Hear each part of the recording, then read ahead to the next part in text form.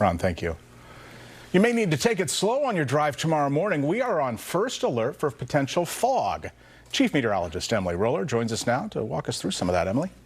Hey, you might notice a little bit of patchy fog that works its way into the metro, especially the eastern half of the metro through tomorrow morning. It's likely not going to be too severe for the metro, maybe just enough that you have a few slowdowns as you step outside, but we're going to notice a little bit more of that into western Iowa, so I do want to give you a first alert to that.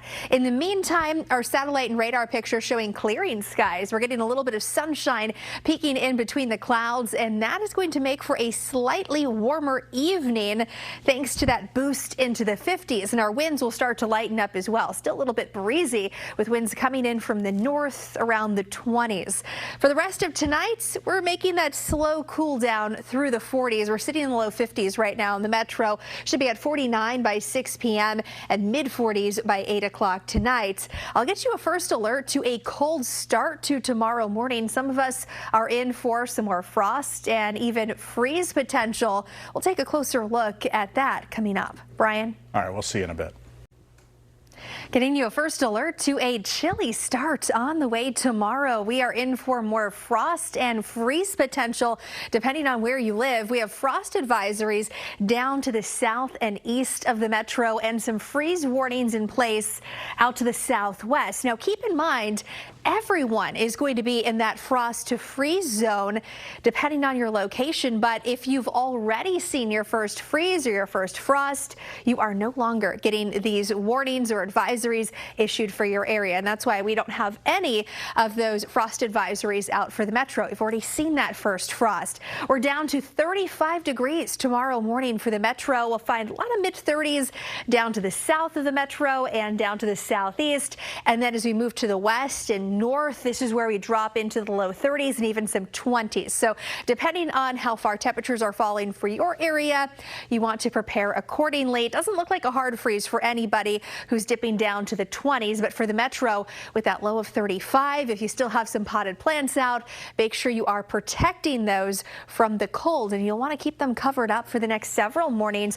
We have a stretch of mornings where we're down to the mid 30s all the way through early Sunday, so just keep that in mind. Next several days going to be off to a pretty chilly start before we get some relief heading into next work week. Now for tomorrow, in addition to that chilly start, do you want to get you a first alert to that chance for some patchy morning fog?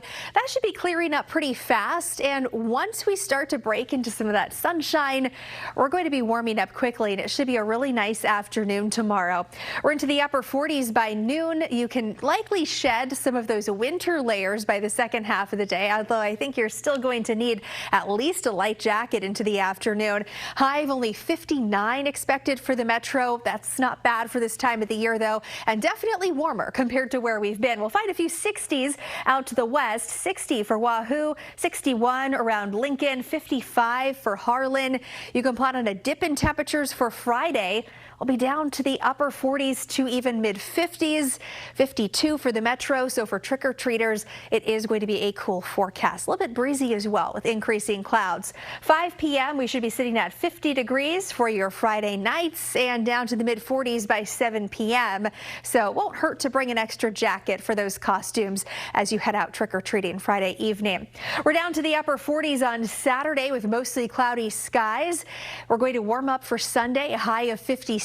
Earlier sunsets beginning Sunday as well as we fall back, and by Monday we'll make our way back into the 60s and stay there all the way through next Friday. You can stay on top of the forecast by downloading our First Alert 6 weather app. You can find that free in the App Store. Looking forward to some warmer days on the way next week. A little bit cool in the meantime, although tomorrow not too bad. Yeah, and I mean, we always get dicey weather sometimes on Halloween, so. We do. It could be a lot worse. Oh, yes, that is very true. Emily, thanks. Well,